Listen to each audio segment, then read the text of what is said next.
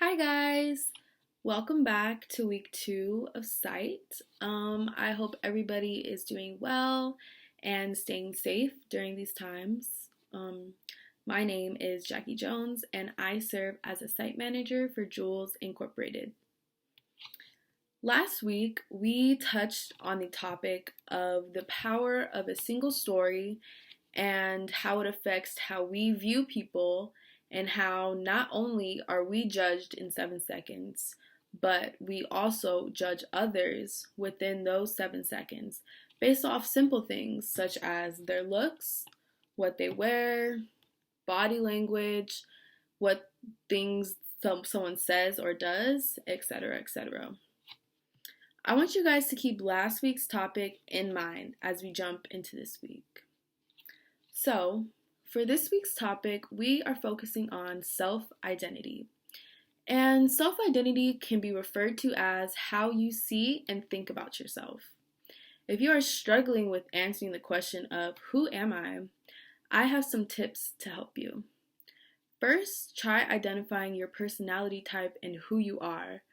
For example, I consider myself shy at times, but can also be outgoing when, I get comfortable around a group of people. So I consider myself a little bit of both. Just depends. Another way to find your self identity is to be very observant of your feelings and how you are feeling. As we face challenges every day, especially in today's times, we all feel different things, as we go through different things in life. This is what I want to focus on for today's activity. Sometimes it is hard for you to express your feelings in words and to open up to people, and this is something I also struggle with. Some find journaling effective when it comes to talking about their feelings, and sometimes others find drawing effective. And this is what I want us to try and do for this week's activity.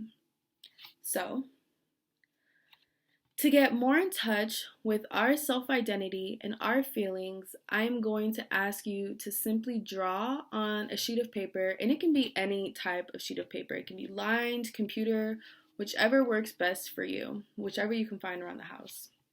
And on this sheet of paper, I want you to draw how you are feeling and how you view yourself. And it doesn't have to be perfect, of course. And you can put words if you want. You don't have to. It really is up to you.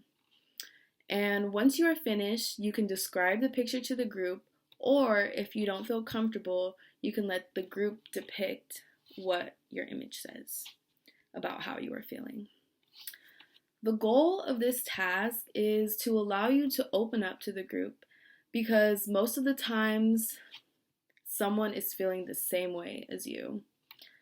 As you are working through the assignment, I want you to remember that this is a safe place for you to share your thoughts and your feelings.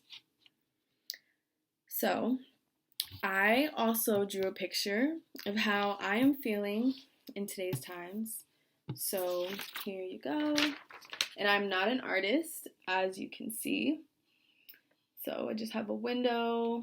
This is a painting that I have in my room, and this is me laying on my bed with my hands over my head, stressed, exhausted, tired. Yeah, this is how I have been feeling lately, and as you can see, I'm describing how I do not like school. So yeah. But as you can see, I'm laying in my bed thinking to myself how I do not like school, because currently I'm just feeling very overwhelmed and exhausted with all of the classes that I'm taking, because this is one of the hardest semesters of my college years, and what a perfect time for this to happen, right? But, with the pandemic happening and everything being online, it is very easy for me and others to feel alone during times like this. For example, I do all of my work in my room, and after my Zoom calls end for class, I'm by myself.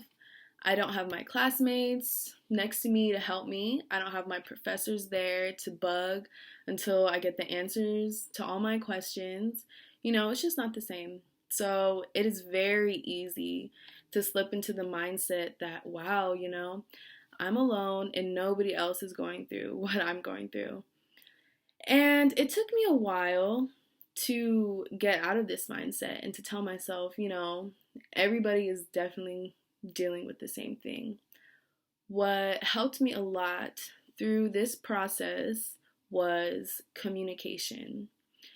And was simply communicating to my sisters or my classmates or my professors, my parents, just simply communicating to them and letting them know what I'm feeling.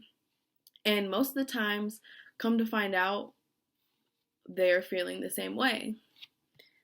So, moral of the story is, it's okay to feel alone in what you are going through, but do not be scared or feel uncomfortable or ashamed to share those feelings with others, because you never know who is going through the same thing. It may take a while to start communicating your feelings verbally, but that's okay. I was the same way. You could start by journaling, as I mentioned earlier, and that can just simply be writing in the Notes app on your phone. It doesn't have to be a traditional pen and paper journal. It can be any way, shape, or form that feels comfortable and effective for you. Or drawing, like we did in today's activity. If you guys like today's activity, you can continue to keep drawing out your feelings and how you feel. And that's just a great way to take your mind off things if you're going through something, or if you just want to take a break from the computer screen, sitting online all day. That is another great way to help. And I'm sure you guys are definitely better artists than I am. Sometimes you find when you open up to others, it allows you to be closer to them and get to know them better.